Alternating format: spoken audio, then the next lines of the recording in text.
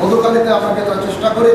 মধুখালী নামক দিঘলিয়া আপনারা জানেন যে এখানে একটা পার্ক আছে, ওইখানে আমাদের 3000 লোকের খাওয়া দাওয়ার একটা ব্যবস্থা ছিল।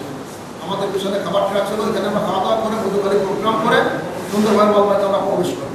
কিন্তু আমরা তখন দিঘলিয়া ওই আব্দুর রহমানের সামনে গেলাম, অতর্কিতভাবে 200-300 লোক এসে সামনে থাকা শামসুদ্দিন মিয়ার গাড়ি সহ এবং আমাদের 20-30টা মোটরসাইকেল সহ তারা ভেঙে চলে এবং একটা মোটরসাইকেল তারা নিয়েও যায়। এই অবস্থার মধ্যেও আমরা রক্তাক্ত অবস্থায় তখনও আমরা মধুখালীতে গিয়েছি, মধুখালীতে প্রোগ্রাম সাকসেস করেছি। মধুখালী থেকে প্রোগ্রাম সাকসেস করে আমাদের প্রোগ্রামগুলো ওখানে শেষের মতো হওয়ার কথা ছিল যদি আমরা ওই দিঘলিয়া পার্কে যদি খাবারটা খাওয়াতে পারতাম। কিন্তু আমাদের যদি খাবারটা ওখানে খাওয়ানোর পরিবেশ ছিল না, যার কারণে সবাইকে আমরা বলবাড়ি নিয়ে যাচ্ছিলাম। বলবাড়িতে নিয়ে মহিলা কলেজের মধ্যে ঢুকে সবাইকে খাওয়াতে। তা এই পরিস্থিতির মধ্যে দিয়ে আমরা খাবার দিচ্ছি, কিন্তু আমাদের কিছু ছেলে পেলে বাজারের কাজ করলো, তাদেরকে আবার আপনার বলবাড়ি নিউ মডেল স্কুলের পাশে সঞ্জয় সাহার একটা গভীর ঘর আছে, সেখানে নাসির মিয়ার অফিস, সেখান থেকে অতর্কিত 25-30 জন লাঠিটা দিয়ে আমাদের ছাত্রদলের জুয়েল সহ 5-6 জন লোককে তারা বেধড়ক মারধর করে এবং মারপিট করে। যে মারপিটটার ভিডিও আপনারা দেখবেন, যে মাটিতে ফেলে যে ছেলেটাকে মারা হচ্ছে সে হলো আমাদের জুয়েল। এবং যাদেরকে মারা হয়েছে সম্পূর্ণ লোকই আমাদের, অথচ তারা সেই জিনিসটাকে বক্তব্যের মাধ্যমে উৎসাহ দেওয়ার চেষ্টা করতেছে যে আমাদের লোকজন তাদের এখানে হামলা করছে। আমরা হামলা করলে আমরা যদি বলি যে খন্দকার নাসির বলবাড়ি এই 17 জনকে পাঠাতে পারবে না, তার ক্ষমতা রাখেন।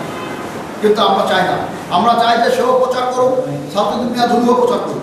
আমাদের দল যাকে মনোনয়ন দেবে ধানের শীতে পাবে, আমরা ধানের শীষের পক্ষে কাজ করব। এটাই ছিল আমাদের মূল টার্গেট।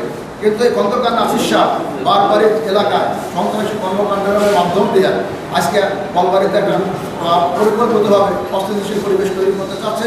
তার প্রতিবাদেই আমাদের আজকের এই সম্মেলন।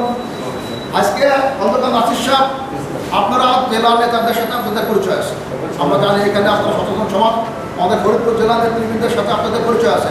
আপনারা আমরা যে বলছি যে সে 5 বার দল থেকে বহিষ্কার হয়েছে, এই সত্যতাটা আপনারা তার কাছ থেকে জেনে জেলার কাছ থেকে জানলেই আপনারা পাবেন। কারণ আপনাদের হাতে মুঠের জেলা, আপনারা জেলার লোক, আমাদের জেলা নেতৃবৃন্দ জেলার লোক, তাদের কাছে জানলেই আপনারা সত্যতা হয়। তো যার কারণে এই লোকটা এতবার বহিষ্কৃত হয়েছে, একটা মানুষ তার কর্মের কারণেই কিন্তু দল থেকে বহিষ্কার হয়। তো সেই কারণে আমরা আজকে আপনাদের মাধ্যমে দেশবাসী সহ আমাদের কেন্দ্রীয় নেতাদের এবং সারা দেশবাসীকে আমরা জানাতে চাই তার এই অপকর্মগুলো, এবং আমরা শান্তিতে রাজনীতি করতে চাই। সেই পরিবেশটা যাতে আমাদের কেন্দ্রীয় নেতৃবৃন্দ দেয়, তাদের দৃষ্টি আকর্ষণের জন্যই আজকে আমাদের এই সংবাদ সম্মেলন।